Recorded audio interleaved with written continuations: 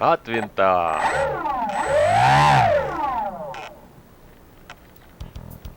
Всем привет!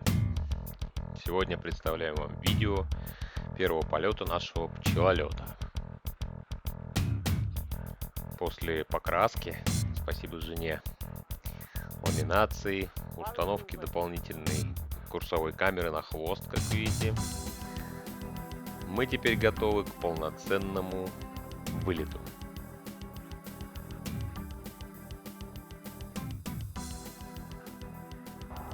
Муж дал мне пульт, говорит, держать, а сам пошел запускать. Давай, давай. А я ничего делать не умею с этим пультом. И сам полетел.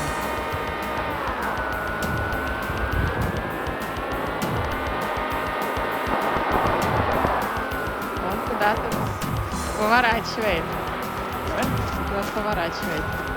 Итак, отработал режим автоматического взлета. После резкого броска программа автопилота врубает на полную двигатель и набирает 50 метров высоты над уровнем точки взлета. И переключается в режим полета по кругу. Что мы сейчас и наблюдаем.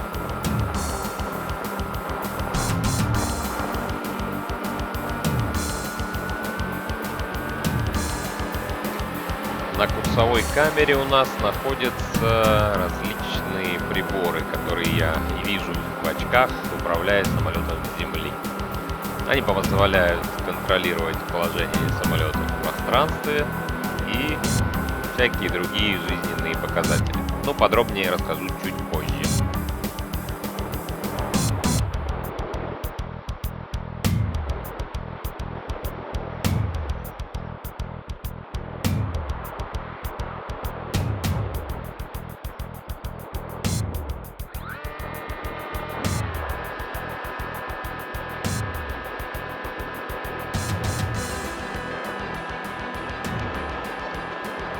Курсовую камеру я закрепил на киле самолета, напечатал, такой нарисовал кронштейник на 3D принтере, и получился замечательный вид. Сзади видно крылья, пропеллер, мне нравится.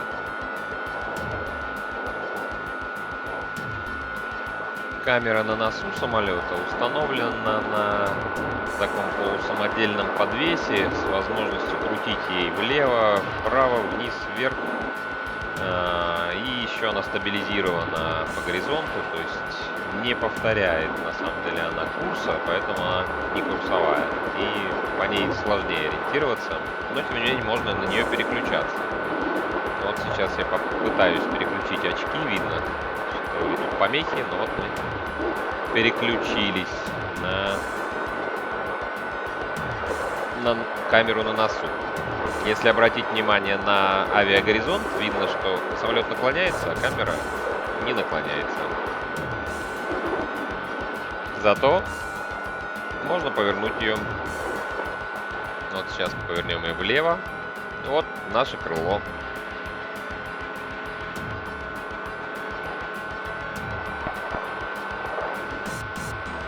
Так можно посмотреть вниз, наклонить ее, или вверх. Сейчас там она у меня сервопривод с малым углом поворота, поэтому есть план заменить его на более широкий, там на 360 градусов, тогда можно будет полноценно оглянуться назад во время полета. Про приборы быстро расскажу. Значит, что у нас тут есть? Слева сверху качество связи. Вот, немножко прыгает количество принятых пакетов от управления. 57% у нас прием сигнала,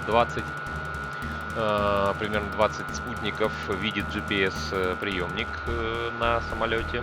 Скорость дальше ниже идет. Сейчас относительно Земли порядка 45 км в час. Выходим напротив ветра, скорость падает. Ниже скорость ветра и направление, да, тоже боковой ветер довольно сильный, порядка 30 километров в час. Я, собственно, сильно высоко, поэтому здесь не залетал. Посередине сверху расстояние до дома и направление, то есть дом у нас сзади в 150 метрах, мы почти что над точкой взлета. И едем четко на юг, 180 градусов азимут и компас на юг. Авиагоризонт показывает, что мы задрали нос и чуть наклонились влево. И с правой стороны видно 15 вольт у нас на основной батарее. 12 ампер сейчас потребляет наш самолет. 845 миллиампер-часов он съел с момента запуска. Высота ниже 321 метр. Скорость набора или падения у нас около нуля сейчас находится. Держим 320 метров. И 62% у нас тяга была.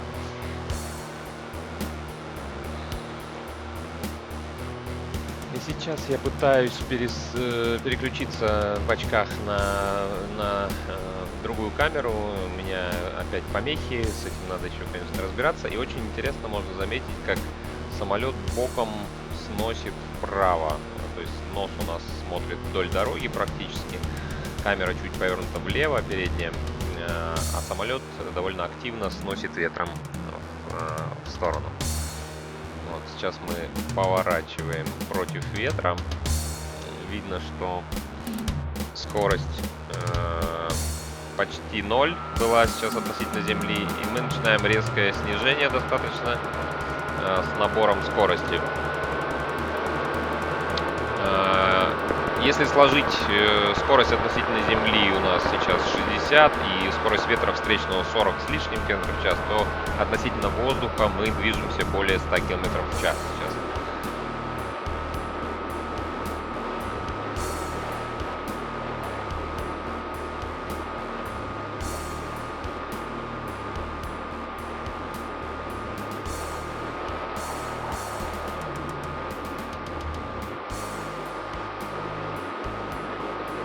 Какого-то конкретного плана полета на этот запуск у меня не было. Надо было проверить, да, режим работы во всех стадиях. Потребление, силовой установки, тягу, камеры, работу управления, приборов.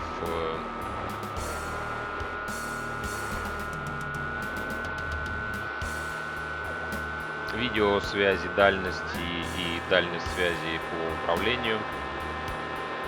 Но на самом деле на улице сегодня минус 10 и такой довольно сильный ветер, порядка 7 метров в секунду у земли и, судя по всему, порядка 15 метров в секунду на высоте 300 метров. Вот сейчас мы уже на удалении более километра, да, видно по приборам от дома, от точки запуска. То есть на очках у меня стандартные сейчас антенны сосиски, они, конечно, не очень эффективные. И плюс из-за погоды мы с женой залезли в машину, честно говоря. То есть я управляю, сидя в машине, что, конечно, влияет на уровень сигнала.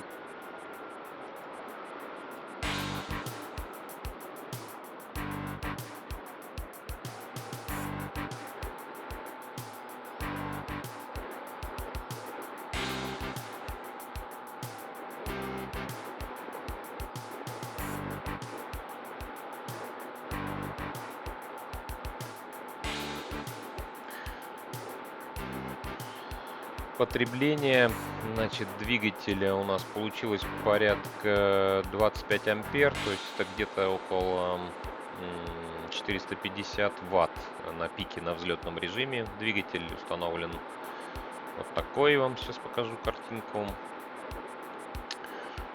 Пропеллер 12 дюймов. Шаг пропеллера 6, но одна из самых интересных, конечно, составляющих при построении самолета — это подбор правильной силовой установки, чтобы она была эффективна. На самолете установлен автопилот Matek фирмы и установлен GPS, приемник, компас. То есть тут все датчики, гироскопы, компас, GPS. Да, самолет умеет сам летать по маршруту, в принципе, может возвращаться, да, по потере связи на место взлета и так далее. То есть здесь полный комплект всего необходимого. Вот, не хватает мне датчика воздушной скорости, надо еще добавить. В левом крыле видно антенку черную. Это видеопередатчик. В левом крыле установлен. В правом крыле установлен приемник радиоуправления.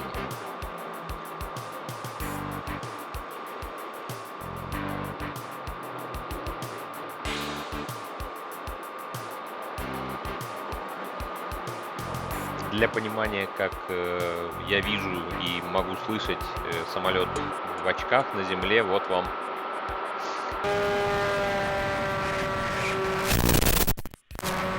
небольшая врезка. Отчетливо слышно, как работают сервоприводы в крыльях, элероны отрабатывают.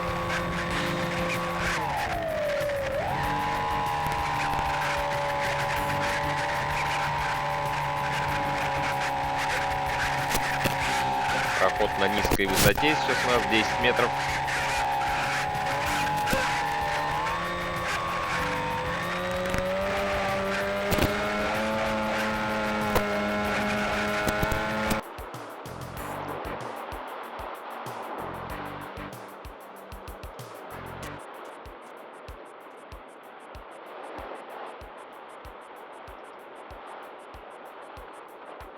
Но зато, когда заберешься повыше, можно выключить двигатель и просто парить.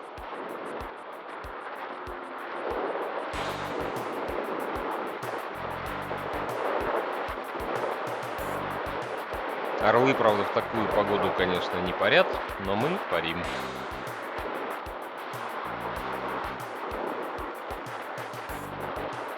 Общее время полета у меня в этот раз составило порядка 40 минут. По аккумулятору получилось по замерам остатка емкости порядка 30% осталось. По приборам по потреблению порядка половины, наверное. Я вылетал. Ну, с учетом того, что на улице холодно и батареи, в общем, не самые новые у меня. В общем, достойный достаточно результат, я считаю.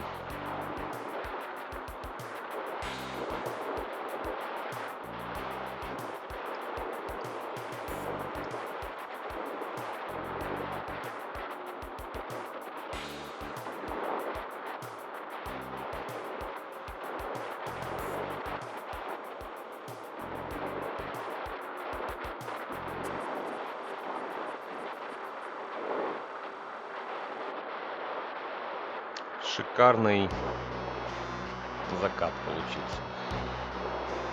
Летал и плакал.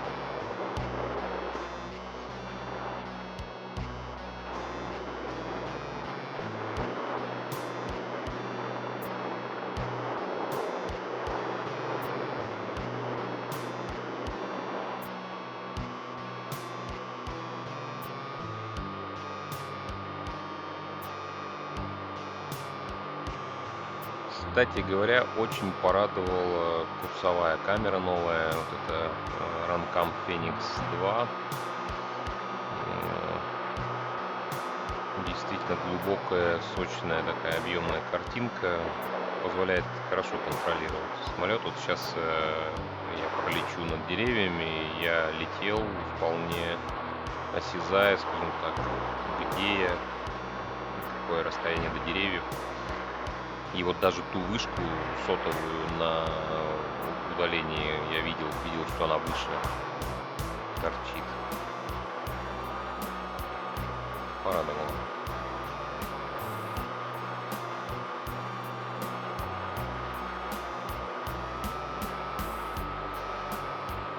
Ну, хочу сказать, что, конечно, обошлось не без приключений.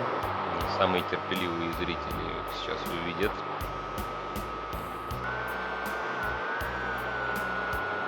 Вот здесь я переключился на режим движения по кругу, и автомат решил, что высота достаточно хорошая. В последний момент я переключился на ручной режим и выскочил, едва не врезавшись в дерево.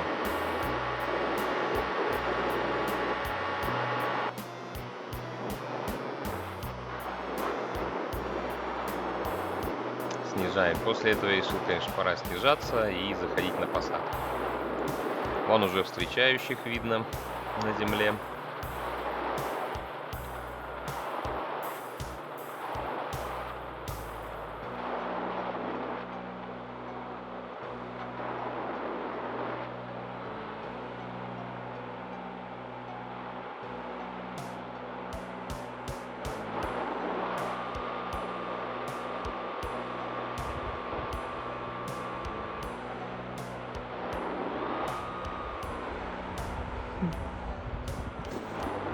Посадку совершал в визуальном пилотировании, не по очкам. Что ты сделал? Заходим против ветра на посадку, естественно.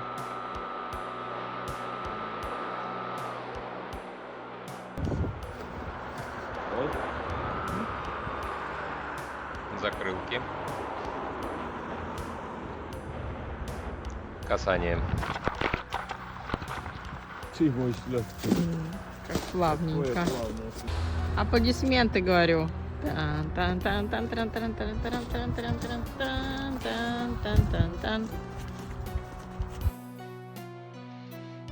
Ну и для самых терпеливых я отработал еще пару взлетов и набил пару шишек. Надо заметить. Конечно, самое опасное в полете это взлет и посадка. Здесь все прошло штатно. 22 ампера взлетный у нас ток. Батарея уже просаживается на 13,7. То есть уже, в общем-то, порядка половины емкости она потеряла.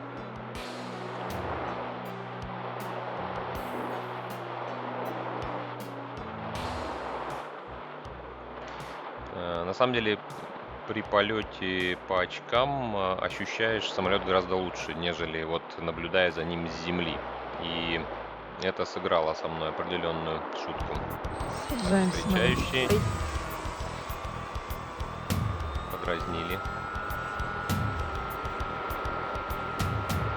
Но здесь короткие перелеты, просто взлет-посадка.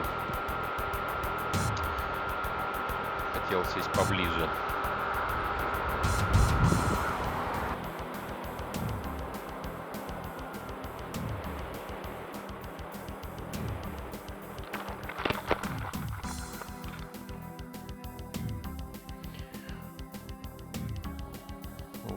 А третий взлет у меня не удался, потому что, ну, видимо, или я уже расслабился, или устал, но швырнул неудачно, и вот что вышло.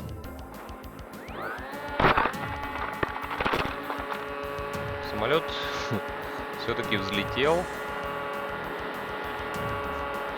но повредил пропеллер при этом. Вообще при взлете, конечно, надо быть осторожнее. Вот что вышло с пропеллером об траву, да, то есть вот таким вот. Ну, я на небольшом нервном возбуждении не рассчитал последний заход.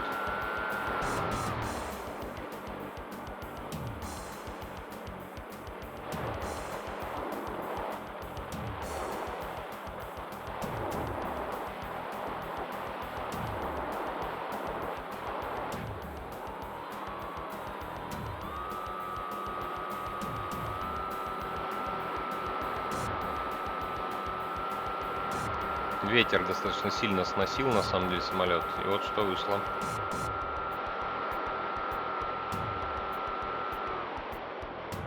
Привет, провода. Но не переживайте. Пчелолет не пострадал, все в порядке, пропеллер поменяем. Спасибо всем за просмотр, надеюсь, вам понравилось.